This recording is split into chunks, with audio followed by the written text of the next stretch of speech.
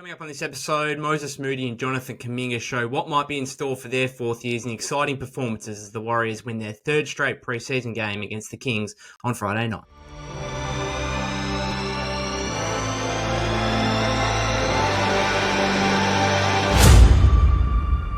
Welcome back to the Golden State with Mates podcast. Just a quicker, shorter episode here after the Warriors' 109-106 victory against the Sacramento Kings. I've actually got to hit the road straight after this. But I just ended up watching Steve's press conference and he noted that the team looked a little bit tired in this one. And I think that was showcased in a couple of areas. First of all, 23 turnovers for the Warriors. Very sloppy. We know this has been a pretty familiar issue for them across the entire Steve Kerr tenure, I would say. Just the way in which they play and the high ball movement does lend itself to more turnovers than other teams. There's no doubt about that. But sometimes they get very sloppy, and that was certainly the case in this one. And I think Sacramento, particularly in the second and third quarter, just wanted it a lot more. They had 18 offensive rebounds to the Warriors 3. And this is a Warrior team that over the last 12 months, going back to the start of last season, has been a pretty good rebounding team. So there's really no excuses for that outside of, Steve saying that the team was a little bit tired. So those two areas, the turnovers and the offensive rebounding contrast, I think certainly showed that. But otherwise, certainly some positives to take from this one. Not a game that the Warriors necessarily deserved to win. Steve said that as well. They trailed by 8 with just over 5 minutes remaining, 99-91. And then it was really the end of the roster guys that came through again as they did against the Clippers going back to last Saturday. In fact, all three games, really, the Warriors have kind of won in the fourth quarters, and their superior depth has showed up. And that, again, proved the case in this one. So nice to get a victory, but as always in these preseason games, certainly some different things to look out for in terms of individuals. Very interesting from a lineup standpoint, with Steve going to his third different combination over these first three preseason games, and probably the weirdest and most unlikely one that we'll see in the regular season, with Steph starting alongside Moses, GP2, Slow-Mo, and Draymond. And then a couple other things as well. We didn't see Trace at all until late in the first half, and then we didn't see D'Anthony Melton at all until the second half. I was under the impression that he might have just been rested the whole game, but he did play 15 second half minutes, but none at all in the first half. And I do wonder how much he would have played if Steph hadn't jammed his finger up. So Steph left the game with a couple of minutes remaining in the second quarter, jammed his finger, went back to the locker room. Slight concern, obviously, whenever Steph does that. But x-rays came back negative. Doesn't seem like there's too many issues to worry about there. And Steve said that he would have actually played through to the end of the third quarter in this one had he not had that injury. Again, nothing to be overly panicked with from a Golden State perspective, but clearly Steve didn't wanted to take all the cautions in the world as he would with Steph Curry in a preseason game. So certainly some different lineups in this one, and I would imagine over the last three preseason games that we're probably going to get something closer to what the Warriors are going to roll out there in that season opener against the Trailblazers on October 23. Andrew Wiggins will not play on Sunday against the Pistons, but is likely to scrimmage on Monday and then therefore be available for the final two preseason games against the Los Angeles Lakers. Steve also said in the presser there that JK will return to the starting lineup on Sunday against the Pistons, so that's something to watch out for as well. But he and Moses Moody, the fourth-year lottery picks, they were certainly the stories to emerge from this three-point victory. Really impressive, both of them. Now, Moses took the opportunity that he was given in getting a starting spot there and finished with a game high. What did he have? 23 points. I've got no notes here. I'm literally just going off the box score and what I saw in the game. 23 points for him, 7 of 13 shooting, 2 of 6 from three-point range. But the really big thing with him and JK was getting to the free throw line. 7 of 8 from the stripe for Moses Moody. JK got there 10 times, made 6 of them. So that's obviously something he's going to have to try and capitalize on. But I really like the assurance in which those two guys played with. And that's probably the biggest thing for me over these first three games is that the Warriors, yes, they're going to make shots or they're going to miss shots some nights like that. The shooting will probably come and go to varying degrees, but you want them to play kind of in the same manner every game. And particularly for the young guys who I think over their first three seasons, so many times we've seen Moses and JK kind of undecided with what their role is and what's expected of them in terms of, if I'm open, do I shoot the ball? Do I do something different? And not just not having that clarity on what their role is out on the floor. And not only that, but also being afraid. Like there's an element, given their inconsistent minutes over the first 3 seasons, there's an element of being afraid there that, hey, if I do this and I make a mistake, I'm going to get pulled straight away. And so there's certainly a fear there that I think has been in play over the first 3 seasons. And I'm not seeing that as much in preseason so far. Now, yes, it's preseason. And I think most players and the coaching staff as well, like most players go out there and think, okay, I'm going to be allowed to play through mistakes. And coaches will allow that as well. So we'll wait and see what happens during the regular season. But so far, I've just been really impressed with the clarity and the assurance and the aggressiveness that Moses and JK have played with. And again, shots are going to fall some nights, they're not going to fall other nights. But if you play in the same way, with the same aggression on a nightly basis, more often than not, you're going to play well and you're going to be contributing to winning, particularly given how talented those guys are. And so Moses, 3-point shot didn't necessarily fall in this one. He started 1 of 5, made his last one, finished 2 of 6. But his ability to attack the Kings defense, to get to the paint, to draw fouls and get to the free throw line, just really impressive, and showing again that he's not just this, prototypical 3-and-D wing, which we often view him as, but he's got so much more than that. And he showed that in this one. So a really impressive performance from Moses. And for JK, the jump shot. This is the second straight game where he looks really good on the jumper. So 3 of 4 in this one, following 4 of 7 on Wednesday night against the Clippers. So what's that? 7 of 11 from 3-point range over the last 2 games. And not only that, he made a couple of mid-ranges as well, posted up on a couple of times with his fadeaway middies. The jumper looks good. And I tell you what, we're getting something here. When I saw it, like the first quarter, he took a transition 3 where he could have easily probably taken it to the rim, but he took a transition 3 off the dribble and made it. And then that one in the third quarter where he wanted the 2-for-1 opportunity and he hit a fairly deep 3. And it just looks really fluid. Like, it looks good. It's going in. And I think this is a huge positive for the Warriors and for Jonathan Kuminga, because as I've said relentlessly, if he gets a consistent jump shot and teams are forced to guard him from beyond the paint, then that's just going to open up so much more for him in terms of being able to get inside, where we've already seen last season he's really unstoppable once he does get to the paint. And therefore, it's also going to open up so many other opportunities for teammates as well. I thought he also used his athleticism on the boards a little bit better in this one as well. Warriors got beat up on the boards, as I said earlier, but he had a team high 7 rebounds. So it was nice to see him kind of skying high for boards on a few occasions. I think that's something he really needs to work on and be consistent at, because he's shown, as he did in this one, like he's shown across the course of his career so far, he's got the ability to go out and get 6, 7, 8 rebounds a game.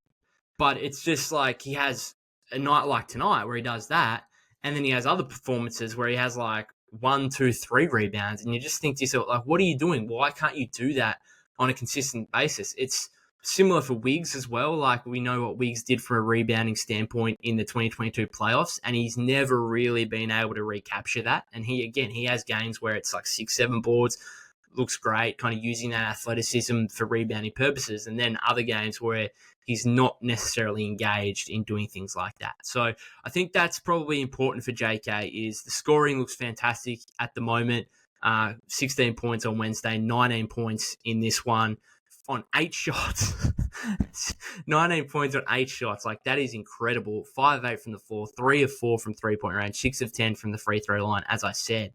But it's also about the other elements of his game. The defense is certainly the big one, particularly with Wiggs coming back. I just don't know how confident Steve's going to be in starting JK at the 3, or like starting JK over Wiggs, given the defensive stuff that Wiggs brings to the table. Now, maybe you can get away with it with D'Anthony Melton as your primary perimeter defender and him starting at the 2-guard spot. It's just like, we're 3 games through preseason, we're halfway, and we still really don't have a grasp on what the Warriors starting lineup is going to look like on opening night, because Steve continues to reiterate how good Wiggs looks, even though we haven't seen it because he's been ill and he hasn't played a preseason game yet. But he continues to talk about how good he looks, how good of a season he's going to have, continues to push this agenda that Wiggs will be the second leading scorer for the Warriors, or second go-to scorer for the Warriors instead of JK, which I find a bit perplexing that he's really pushing that after Clay's departure. Wants him to get up 6 threes a game. So I think clearly Steve is talking about Andrew Wiggins as a starter. Where does that leave Kuminga? Does Draymond start at center? We don't want to do... it's just the same question marks that we've been having the entire offseason. But at the very least, JK looks really good and is certainly making that a question mark, because I think after that first game against the Clippers, we're all questioning this small forward stuff with JK. Is it going to work? Didn't really look great last Saturday, but these last 2 games, the jumper's fallen and it looks fantastic. So if he can continue that consistency, if he can be at least a league average shooter on reasonable volume, like he was 2.2 3-point attempts per game last season, pretty much been around that 2 mark his whole career. If that volume can get up to even just what he did tonight, 4 3-point attempts, if he can just do that, and that's his average, and he shoots 35 to 37, 38%, then, Steve's got so many question marks here. Does that then lend itself to, okay, let's go super big with Wiggins at the 2, Kuminga at the 3, Draymond and a big man? I don't think so, because right now, this is the biggest issue is, yes, you might not want to play Draymond as your starting center for too many minutes, but the real problem is at the moment that I don't think either Loon or TJD are playing that well. And that's the problem, is that if you're Steve, you want to get your best players out there. Even if that means that Draymond, we've got to kind of put a bit of a workload on him. It might just have to be the case, because otherwise you're really, at this point, again, TJD played okay, came off the bench, 16 minutes, 2 points, 4 rebounds, couple of blocks, couple of nice blocks, but not really doing a whole lot for mine. And then Loon played 15 minutes, 2 points, 5 rebounds, couple of assists, 5 fouls. We know it's not about the box score numbers with him, but I just don't think those guys are doing enough for it to be worth either benching Wiggs or JK from the starting lineup. And so I feel like I'm tossing and turning on it every game, but I feel like the Warriors' best starting lineup at the moment would be Steph, Melton, Wiggins, Kuminga, Green. And then for the to start the season, it might actually be Steph, Melton, Moody, Kaminga, Green. Because Moses has to be in the conversation. He was arguably the best player against the Clippers last Saturday and was the player of the game in this one. He's been the Warriors' best player in 2 of the 3 games. Therefore, you have to be in the starting conversation, don't you? You really have to be. And so Wiggins, is 2 preseason games enough for him to get up to speed, for him to play with all these guys, because the Warriors have a very deep rotation. A lot of it is new with Kyle Anderson, Buddy Hield, DeAnthony Melton, all these players. Is that enough time for Andrew Wiggins to get up to speed? Or do you actually... I would actually probably start the season saying, okay, Wiggs, you come off the bench, ramp things up a little bit, 20, 25 minutes, come off the bench, Moses starts, and then we'll have 2 or 3 games of that and just reevaluate from there, depending on how we're going. That is probably what I would be looking at right now. But again, the way Steve's talking about Wiggs, there's a legitimate chance that he just throws him back into the starting lineup. And how that plays out, we'll wait and see. But I'm really kind of shocked, very, very surprised at least, at just how much faith Steve is putting in Wiggs, just the way he's talking about him. I don't know. It's not weird, but it's it's huge expectations. It's not setting him up for failure, but we've got clear expectations here of, okay, you think Wiggs is going to be the second leading scorer. You think he's going to take 6 threes a game. You've called him a 20-point per game guy. All right, well, they're clear outlines of what you expect from him. So as fans, we have a clear expectation as well now of what Andrew Wiggins will provide. And if he doesn't reach those quite lofty expectations, then that's going to be seen as a disappointment. Particularly when you've got so many other options like Moses, because we know when Wiggs comes back, Moses is going to be one of the guys that is going to be hit in terms of his minutes. Like, that's going to be the case. And I actually think there's a chance that, Moses starts the season and then loses his starting spot to Wiggs. But at the very least, we know that Moses Moody should be a surefire 18 to 20 minutes minimum in the Warrior rotation right now. And he's just gone past, like, GP2 got the start in this one, but he's, as I said on last episode, Moses Moody's gone well past Gary Payton II. He just has. Now, there might be a time this season when Steve goes back to GP2 instead of Moses in some opportunity, but otherwise, Moses has gone well ahead of GP2. I think right now, like, in terms of the bench guys as well, like, I think Slow-Mo also started today, but I'd probably have, if you ask me right now who might average more minutes between Moody and Kyle Anderson, I'd probably say Moody. Now, maybe this is kind of recency biased based on 3 games, but I mean, it's impressive. It's very impressive from Moses Moody and being much more than just a 3-point shooter, which the Warriors also need and will give him the license to be. There's no doubt about that. But some are just the hustle stuff, like little things like, I can't remember, was it in the third, it might have been in the fourth quarter where he got to the free throw line where I think someone missed the layup or something like that, and he just hustled for an offensive rebound and kind of got hugged up basically by a Kings player. And there's some hustle stuff going on with him, just the intangibles that, he's just working really hard and he looks like a guy that really wants it.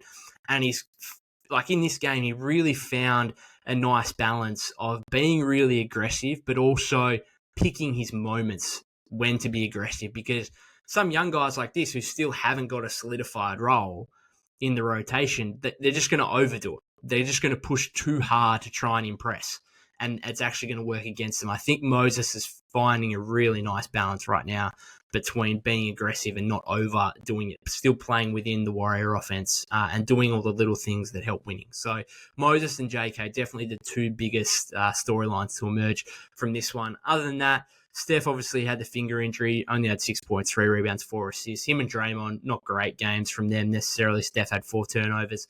Draymond had 3 and 4 personal fouls in his 14 minutes. Not great. I don't care. Anderson and GP2. Slow-Mo started with 2 threes to start the game, which, geez, imagine what like the odds were paying to see 2 Kyle Anderson threes as the Warriors' first 2 field goals. It was extraordinary. Otherwise, played 18 minutes, 6 points, 4 rebounds, 2 assists. He's like just a nice connector. He's going to play 18 to 20 minutes every game. Again, as I said on last episode, I'm not really concerned what I see from him in preseason because we've got a 10-year showcase of what he is and what he does. Other than that, not really a whole lot to write home about. Lindy Waters had another 9 points. Not great shooting, though. 1 of 5, 0 of 3. Went to the free throw line, 7 of 7, 4 rebounds as well. Plus 13, Lindy Waters, the third. Team high, at least, for the Warriors. Buddy Hield was the only other Warrior in double figures in this one beyond JK and Moses. He had 10 points, 4 of 6 shooting, 2 of 4 from 3-point range. Very efficient again. Hit an absurd 3-point running, whatever you call it, one-legged runner from the corner. A stupidly absurd shot just to showcase how good of a 3-point shooter he is. It was unbelievable. So he had another good one following his game-high 22 points on Wednesday night. Outside of that, not too much to write home about. Like, the Warriors started out scorching hot again from 3-point range, 8 of 11 from beyond the arc in the first quarter, but they also had, I think it was 8 turnovers in the opening period, which meant the game was tied, I believe, or maybe the Warriors were just in front after the opening period. And then the second and third quarters, the Kings kind of took control. They were just playing a little bit harder. The Warriors, the shooting fell off. They only shot 5 of 23 from 3-point range in the final 3 quarters. So, again, the shooting's going to come and go, but the Warriors are going to get a heap up. They didn't necessarily get as many up in this one. They were 13 of 34 after getting 52 up the other night. But I think this was a bit more rugged game. I think the Kings were trying a bit harder. Like, there's quite a lot of whistles, foul calls. Like, just didn't feel as fluent as the other night. And you're going to have those games, no doubt about that. And still a positive that the Warriors were able to come back and get the victory at the end and extend their winning streak in this preseason to 3 games. They'll play the Pistons on Sunday night, and then, as I said previously, the 2 games against the Lakers, which will hopefully see the return of Andrew Wiggins, I would suspect. Other than that, guys, I'm going to finish it up. I've got to hit the road, as I said. If you haven't subscribed to the YouTube channel already, that'd be greatly appreciated. You can follow me at POK252. That's POK252 on X/Twitter. Other than that, I'll probably be back after the Pistons game on Sunday.